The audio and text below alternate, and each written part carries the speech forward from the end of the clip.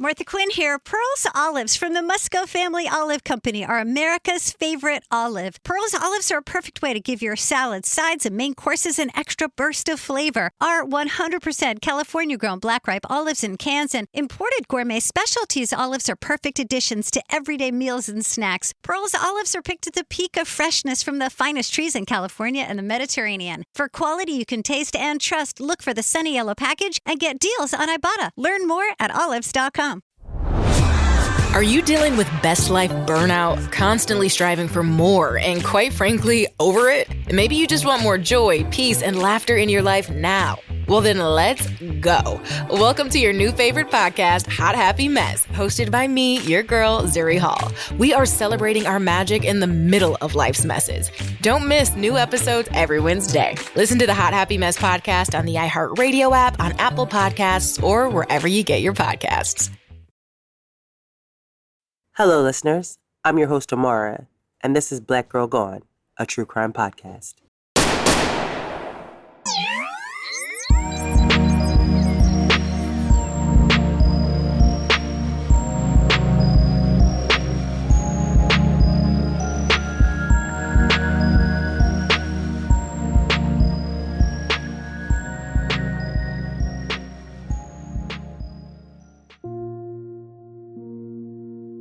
On this episode of Black Girl Gone, we tell the stories of Trukita Scott and Vickie Simmons. Trukita was 24 years old when she vanished from Fort Lauderdale, Florida in June 2014. The last time Trukita was seen, she was leaving her job to pick up her two children, and no one ever saw Trukita again. 5 years earlier, 25-year-old Vickie Simmons also disappeared. But 2 days after she was last seen, her body was found in a motel room in Miami. Vickie had been murdered. Both of these women's family believe the same man is responsible for what happened to them. And in April 2022, the man they suspected shot and killed his wife at a pool in Miami. Now, Trukita and Vickie's families are demanding answers, and they believe he has them. This is Trukita and Vickie's story. I think I've said it a few times already, but when I started this show, I never imagined that a year later we would have this many people listening and supporting this show. But I am immensely proud of the work that has been done and the difference that we have been able to make by bringing awareness to these stories. My only goal with this show is to tell these women's stories and bring awareness to a broader audience about the things that are happening to women that look like me. I'm not a detective, I'm not a journalist, and I'm not a private investigator. And that's not the purpose of this podcast. I take the information that I find and then I turn it into a story that you may want to listen to. I'm a storyteller. And so I try not to speculate or give my opinion because there are many times when I don't have enough information to form a responsible opinion or to speculate. Telling the stories of what happened is only one of the ways that you can help and we can help these families get answers. But they also need investigations and they need people to dig deeper.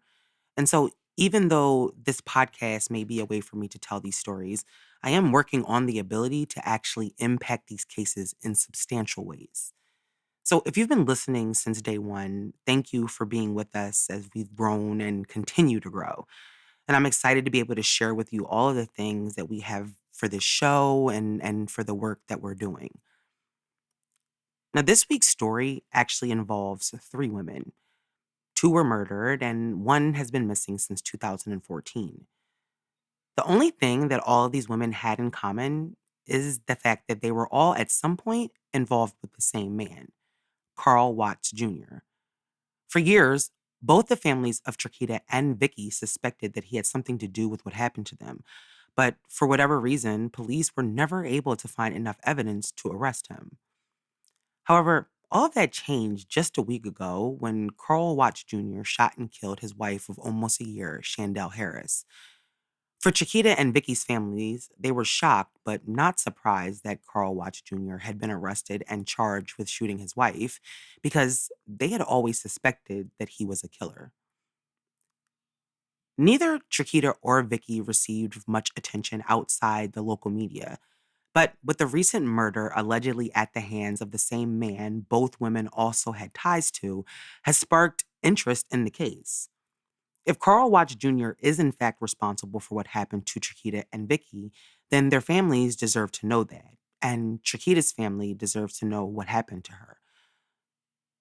There are many questions surrounding all of these cases, but the biggest question for everyone involved is if Carl Watts Jr. killed Vickie in 2009, why were police unable to arrest him? And if he was ultimately responsible for Chiquita's disappearance too, then what happened to her and then Chandelle would have possibly never happened because Carl Watts Jr. would have been in jail. Trukita Scott was a young mother who, in 2014, left her job and was never seen again. Her family has long believed that they knew exactly what happened to Trukita. But almost 8 years after she disappeared, her family has been left without answers or justice. Trukita was originally from Miami Gardens, but had moved to Fort Lauderdale where she was living in 2014 with her two young children, a boy and a girl. Trukita had recently got engaged and was looking forward to her new future, especially after the toxic relationship that she had had with her son's father, Carl Watts Jr. According to Trukita's mom, Trukita had met Carl her senior year of high school, and the two had dated on and off for years. But Carl had exhibited abusive behavior towards Trukita on several occasions, according to witnesses. Trukita had been working at a U-Haul store for about 5 years, and her manager recalled several occasions when Trukita and Carl got into arguments at the store. He told NBC6 in Miami that he witnessed multiple interactions between Trukita and Carl where Carl got physical with her. He had even done it in front of customers. Her manager said that he would take Trukita by the arm and drag her outside, and that he even had to confront Carl on several occasions in order to try to stop him from abusing Trukita. The manager said that he did call the police on Carl and ultimately was forced to get a restraining order on him. Trukita and Carl's on again, off again relationship was toxic, and after years of the back and forth, Trukita had had enough and ended the relationship with Carl. However, she wouldn't be able to get fully away from him because they had a child together. And so Trukita tried her best to co parent with Carl. Now, like I said, Trukita worked at a U-Haul, but she also had a second job as a home caregiver for people with mental health disabilities. Trukita, however, had dreams of becoming a police officer. After ending her relationship with Carl, Trukita began dating Al Livingston, who was the father of her daughter, and eventually they got engaged. Al, who was a barber, introduced Trukita to an officer whose hair he cut. Knowing that Trukita wanted to be a cop, having a sort of mentor would have been really helpful for her. So Trukita took and passed the exam that is required for citizens in order to get into the police academy. And she had even gone on a ride along. Trukita was eager to become a cop in the community that she had grown up in because she really wanted to make a difference. On June 25th, 2014, Trukita took her mom around to run some errands before she headed to her shift at U-Haul. Trukita's mom said that her phone kept ringing, but Trukita was sending the calls to voicemail. And her mom said that she knew that the calls were most likely coming from Carl, and that's why Trukita didn't want to answer them. According to Trukita's mom and in an article with the Daily Beast, after getting the calls, though, Trukita said that she had to go home because she had a headache and she needed to rest. After leaving her mom, Trukita went back to work before leaving at around 2 p.m. Now, it's not clear where Trukita went after leaving her job at U-Haul, but according to reports, Trukita had made arrangements with Carl to pick up money from him for their son. And so that's where it's believed that Trukita was headed when she left work. But what happened to Trukita next is a mystery. Al and Trukita had been texting throughout the day, and he texted Trukita and told her that he loved her. And then around 4:30 p.m., Trukita texted her fiance back and said, "I love you too." And then shortly after that, her phone was turned off. Trukita's family knew something was wrong when her phone was going straight to voicemail, but when she failed to pick up her children from daycare, they knew something was very wrong. Al told NBC6 that he received a call from the daycare telling him that Trukita had not picked the children up. Now, Al hoped that perhaps Trukita had gone home and fell asleep and then just overslept. And so he hoped that maybe by the time that he got to the daycare, she would be there too. But when Al got there, Trukita wasn't there. And so he picked up the children and he went home hoping that Trukita would be there. But when he got home, she wasn't home either. Al said that nothing seemed out of the ordinary, but he knew that even if Trukita had gone for like a ride, she would have not just left her kids. She would have taken the kids and she would have not left them at daycare. When Trukita's mom found out that her daughter had not shown up to pick up her kids and her phone was going straight to voicemail, she began to panic. She knew about Carl's toxic, abusive behavior, and she knew her daughter was supposed to go and meet him that day. And so when Trukita didn't answer her phone, her mom said her heart sank. She called Trukita 23 times that night, but all of her calls went to voicemail. Trukita's mom said that she immediately started texting family members. She told the Daily Beast that she told them that Carl had Trukita. It was her gut. And she knew that Trukita had plans to see Carl, and now her phone was off and she hadn't picked up her children. Trukita's family immediately contacted the police to report Trukita missing. They believed that she had been kidnapped. Her family told NBC6 that they contacted Carl to ask him where Trukita was. But according to them, Carl admitted that Trukita had come to see him that day to get the money, but that she had left and he had nothing to do with her disappearance. He, however, refused to answer any questions and then ended up hanging up on them. Trukita's family never heard from Carl again. He never called or came to check on his child. And before Trukita's family knew, Carl was gone too. A warrant unrelated to Trukita's disappearance had been issued for Carl, and so he was technically on the run. For days after Trukita's disappearance, her family tried to figure out where Trukita and Carl were, convinced that Carl had kidnapped Trukita. A few days after she vanished, her family spoke to NBC6, and when asked why she suspected Carl had something to do with her daughter's disappearance, Trukita's mom said this. Because of the threats he's made against my child. He was constantly following her, told her if he couldn't have her, no one else would. Carl's alleged behavior leading up to Trukita's disappearance was enough for Trukita's family to believe he had something to do with her disappearance.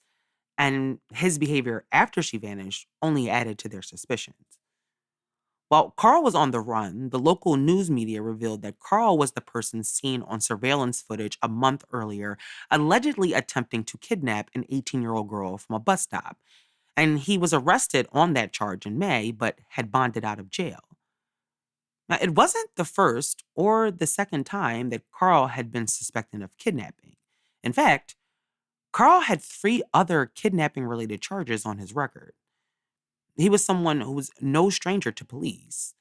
But after Trukita's family appeared on the news publicly accusing Carl of kidnapping Trukita, Carl's family spoke out to defend him, and they denied that he was responsible for Trukita's disappearance. His mother told NBC6 that her son was innocent until proven guilty, but she did not know where he was. She said that if she did know where he was, she would tell him to come home so that he could clear his name. She said that she was afraid that something bad had happened to Carl. A week after Trukita was last seen, investigators located Trukita's car in Liberty City, which is about 24 miles from where Trukita was living. When the car was found, police would not reveal much information about the car or how they were able to find it. And although they hoped it would turn out to be a big break in the case, it never led to Trukita or to anyone being charged.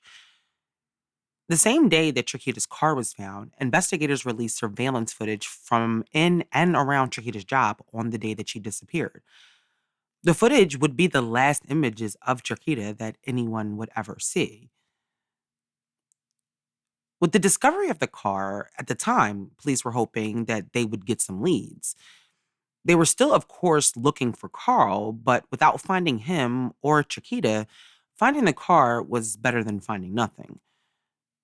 But 4 days after Trukita's car was found, Carl Watts Jr. turned himself into police. Carl, however, wasn't charged with any of the crimes related to Trukita's disappearance. With Carl in police custody, her family prayed that he would do the right thing and tell them where Trukita was. But Carl continued to deny that he had anything to do with Trukita's disappearance. So, where was Trukita? How could a mother, engaged and looking forward to her future, just vanish? Carl was the last person to see Trukita, and her family believed that he had done something to her. This podcast is sponsored by BettteHelp. People don't always realize that physical symptoms like headaches, teeth grinding, and even digestive issues can be indicators of stress. And let's not forget about doom scrolling, sleeping too little, sleeping too much, undereating, or overeating. Stress is something that I deal with daily, and I sometimes find myself struggling to manage it. Stress shows up in all kinds of ways, and in a world that's telling you to do more, sleep less, and grind all the time, here's your reminder to take care of yourself, do less, and maybe try some therapy. I really believe that therapy can help everyone. BetterHelp is customized online therapy that offers video, phone, and even live chat sessions with your therapist, so you don't have to see anyone on camera if you don't want to. It's much more affordable than in-person therapy. Give it a try and see if online therapy can help you lower your stress. Black Girl Gone listeners get 10% off their first month at betterhelp.com/girlgone. That's BETTERHELP.com/girlgone. What do U.S. News, PC Magazine, and Popular Science have in common? They all ranked SimpliSafe Home Security as the best home security of 2021. In fact, U.S. News just named SimpliSafe the best home security of 2022 as well. With everything going on in the world, making sure my home is safe and secure is a top priority for me and my husband. SimpliSafe helps us feel safe when we're home and keeps our home safe when we're away. SimpliSafe protects your whole home around the clock, every door, window, and room. It's backed by the best 24/7 professional monitoring in the business, ready to dispatch police, firefighters, or EMTs to your home. With a comprehensive set of sensors and cameras, including all new wireless outdoor security cameras, you always know what's going on inside and outside your home. SimpliSafe is less than $1 a day, and you can set it up in around 30 minutes, and it's always simple to use.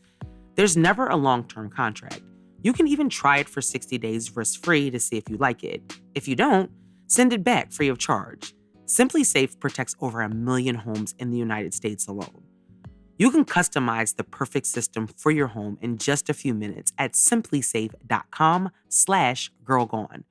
Go today and claim a free indoor security camera plus 20% off with interactive monitoring. Go to simplisafe.com/girlgone. On June 25th, 2014, 24-year-old Trukita Scott left her job at U-Haul to go meet her son's father, Carl Watts Jr. Trukita was supposed to pick up her children from daycare, but Trukita never showed up, and no one ever saw Trukita again. Trukita had recently gotten engaged after spending years in an on-again, off-again relationship with Carl. And after years of allegedly abusive behavior on Carl's part, Trukita was finally moving on with her life, something Trukita's family said Carl was not happy about. And so when Trukita went missing, her family was convinced that Carl had kidnapped her. After missing himself for over a week, Carl eventually turned himself in to the police after being wanted on unrelated federal charges. But he was not charged in connection to Trukita's disappearance. The day Trukita went missing, her phone was turned off at around 4 p.m. But by the following day, her phone was turned back on and her family was able to trace the phone. And it pinged all over South Florida. But unfortunately, it didn't help them in their search for Trukita. Her family, then like a lot of families in this situation, turned to social media to ask for help in locating Trukita or any information about where she could be. But weeks went by and there was no new information about Trukita. Carl remained in police custody on warrants and continued to deny any involvement in Trukita's disappearance. Eventually, Carl was released from police custody, and although he had been named a person of interest in Trukita's disappearance, He was never formally charged. Detectives said that they did not have enough evidence against him to consider him a suspect, and so eventually, Carl was released from jail, free to live his life. Trukita's devastated family knew that Carl had an extensive criminal record and had been arrested multiple times, but they didn't know that another family believed he too was responsible for what happened to their loved one, 25-year-old Vickie Simmons. At the time, Vickie's story didn't get much attention at all, and to this day, police have not released very much information about Vickie's death. And because of the lack of coverage, there isn't much information about Vickie's story in general. Vickie's sister LaShawn told the Miami Herald that Vickie had grown up in Miami and was a graduate of Booker T. Washington High School. Vickie, according to her sister, loved to dance and she had studied real estate. She described her as more on the quiet side. Vickie, like Trukita, was also the mother of two. And at some point in Vickie's young life, fate would bring Carl into her life. LaShawn said that she never really liked Carl. She could just tell that something wasn't right about him. The relationship with Vickie, much like his later relationship with Trukita, was on again, off again. And Carl had allegedly exhibited abusive behavior towards Vickie, too. According to LaShawn, at some point, Vickie started exotic dancing, something that Carl was very unhappy about and would argue with Vickie about. Vickie, however, eventually got tired of fighting and going back and forth with Carl and made the decision to break up with him, a decision her family believes cost her life.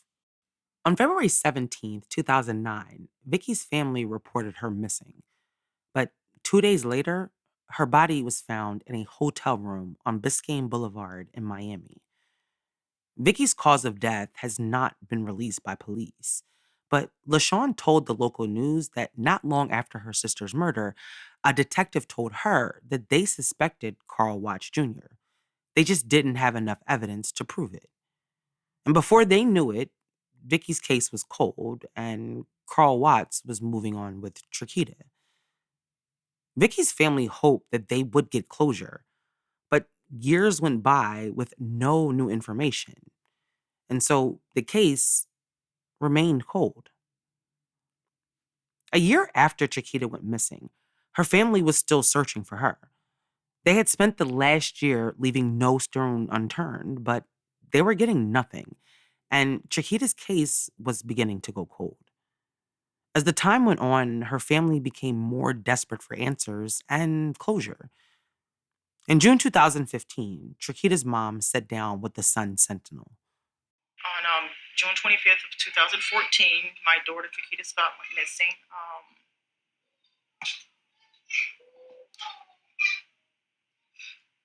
I hate this.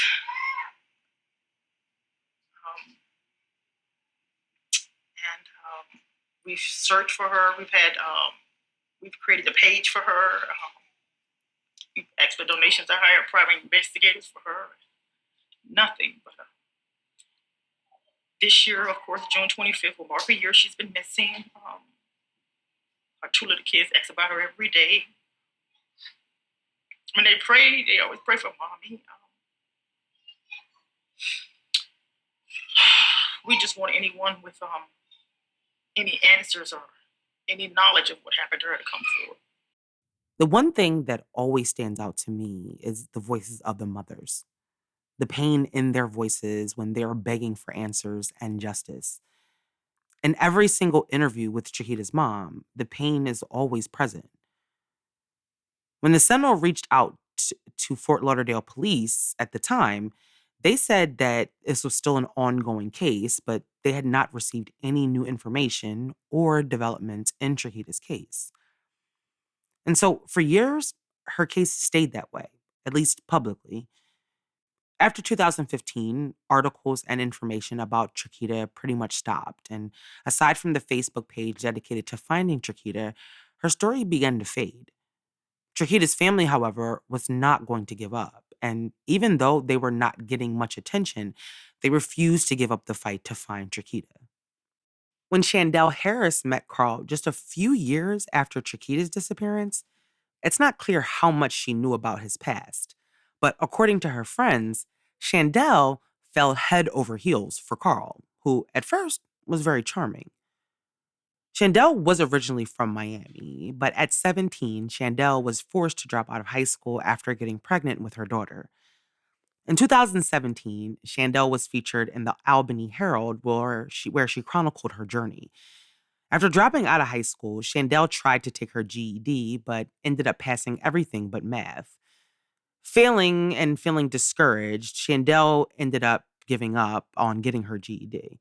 But life was really hard for Chandelle without a diploma or a GED, and she soon found herself struggling to raise her daughter. Chandelle, however, found out about the Turner Job Corps program in Albany, New York. And so Chandelle took a leap of faith and a chance on herself and moved to Albany with her then 7-year-old daughter. But shortly after arriving, Chandelle found out that her daughter was too old to stay with her at the program. And so she had to make the hard choice of sending her daughter back to Miami to live with her dad. Chandelle, however, stayed in Albany and eventually earned her GED, which she was extremely proud of. She ended up getting a job and, according to the article, was planning to enroll at Albany Technical College. However, Chandelle's plans changed and she ended up moving back to Miami. Not long after her return to Miami, Chandelle met Carl.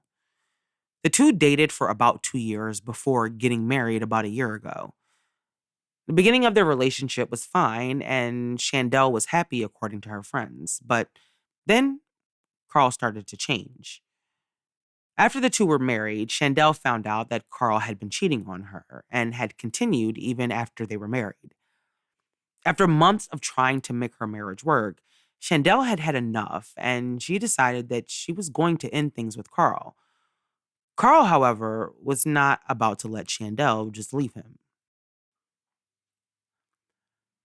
On April 1st, 2022, according to Chandelle's friend, Chandelle went through Carl's phone and found messages between him and another woman. The discovery, according to police reports obtained by the Daily Beast, Chandelle and Carl got into a heated argument, and that went on throughout the night. At around 7 a.m., Chandelle said that she had had enough and told Carl that she wanted a divorce. And according to the police report, Carl responded by hitting Chandelle. According to the reports that were later seen by the Daily Beast, after hitting Chandelle with a closed fist, Carl then told her that he could not live without her and then he went to the kitchen and got a knife. Carl then allegedly began to slash Chandelle 6 times on her arm, her hand, and her thigh. Now, after attacking his wife, Carl then held a gun to his own head and threatened to kill himself if she left him. Chandelle later told police that she told Carl that she loved him in an attempt to get him to put the gun down, and he did. Now, after allegedly slashing his wife, Carl then attempted to help his wife by cleaning up the wounds he allegedly caused. He told Chandelle, according to the report, that he didn't want to go back to jail, and so he attempted to clean up the blood with bleach and told her that they had to destroy the bloody clothes. Chandelle then took Carl to a Walgreens and a Family Dollar so that they could purchase supplies. And when they arrived at the Family Dollar, Chandelle was terrified, but she was able to call her mother and make a plan to try and get away from Carl. She convinced Carl to take her to her mom's house, and he did. But when Chandelle got to her mom's house, she told her mom to lock the door and call the police.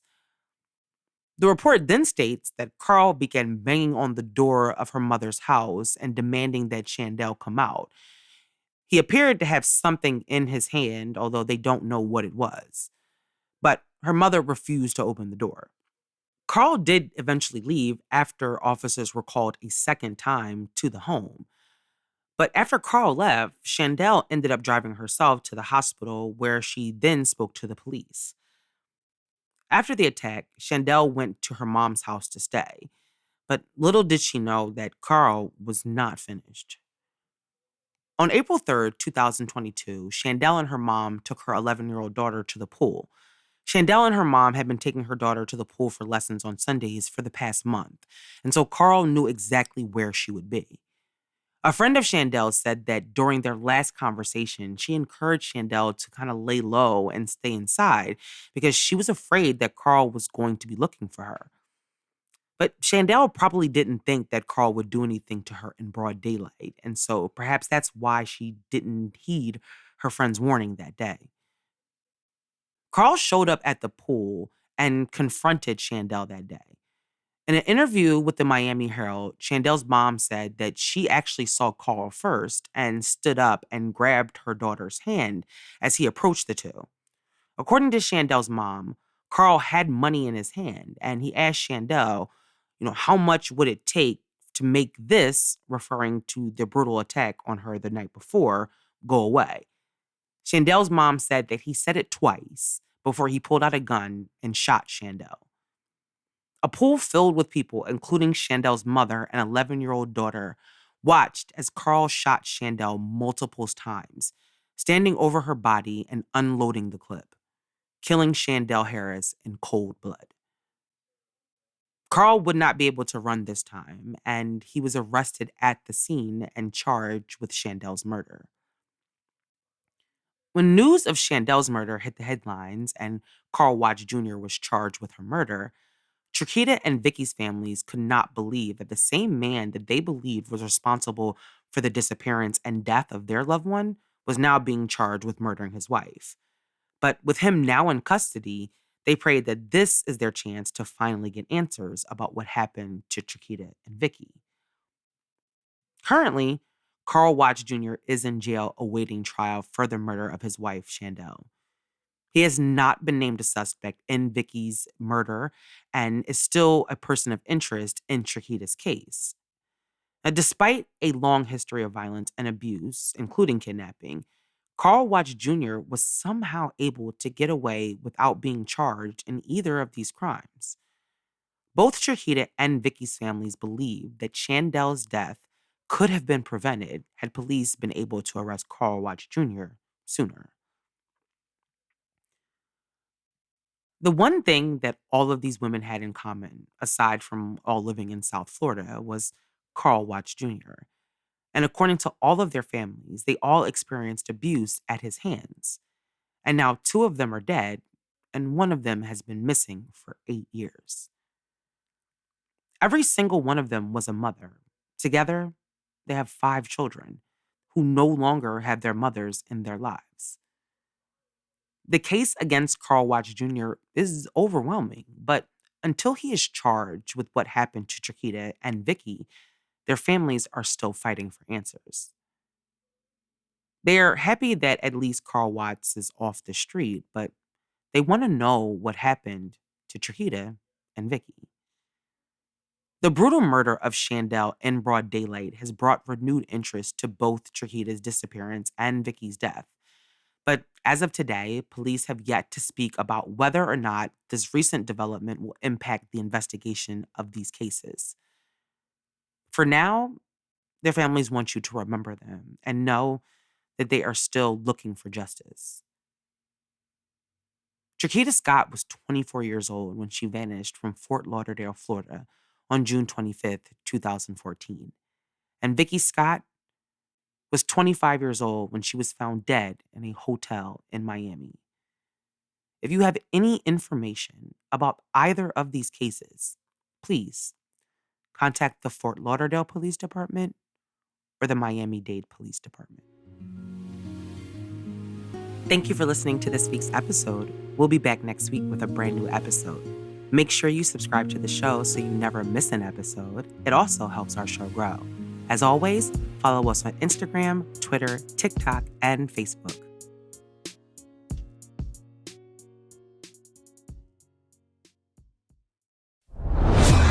Are you dealing with best life burnout, constantly striving for more, and quite frankly, over it? Maybe you just want more joy, peace, and laughter in your life now.